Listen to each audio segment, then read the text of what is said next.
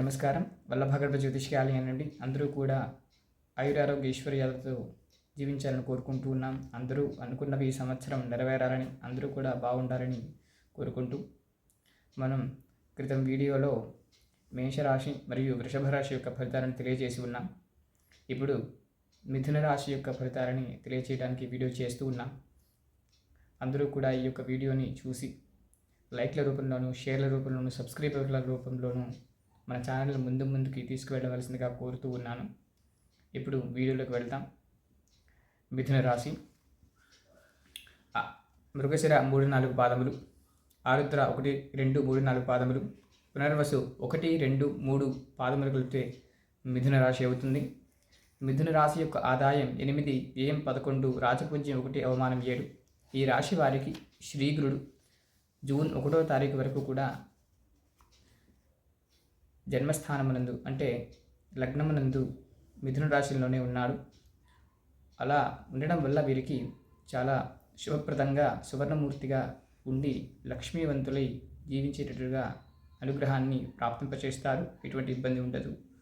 ఆర్థికంగా కానీ, శారీరకంగా కానీ, మానసికంగా కానీ. తరువాత జూన్ 2 నుండి కూడా ద్వితీయ స్థానం నందు శ్రీగురుడు ప్రవేశించారు.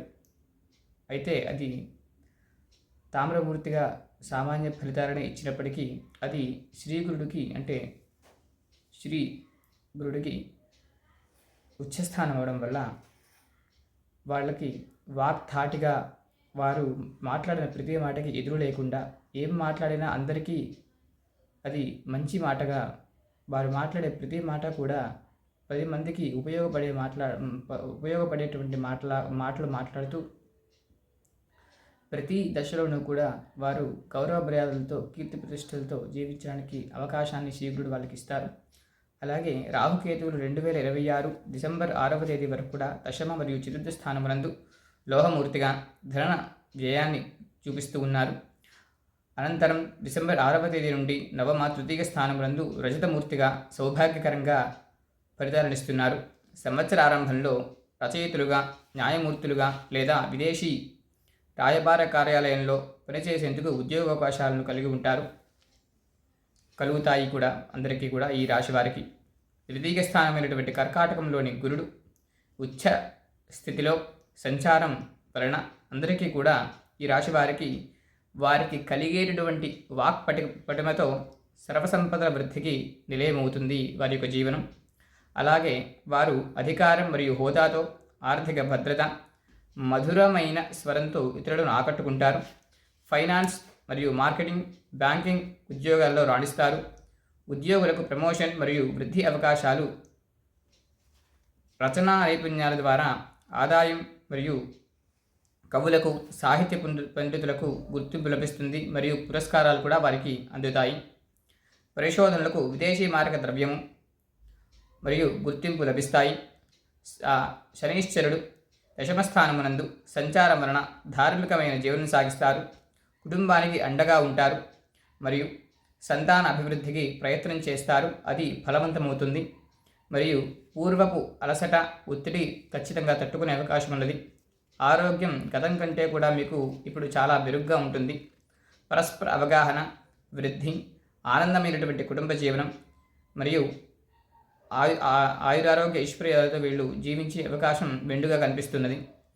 న్యాయాధికారులు, బ్యాంకు, వాణిజ్య రంగ సంస్థల అధికారులు మితిమీరి కానీ మీరు ప్రవర్తిస్తే ఇబ్బందులు పడే అవకాశం ఉన్నది.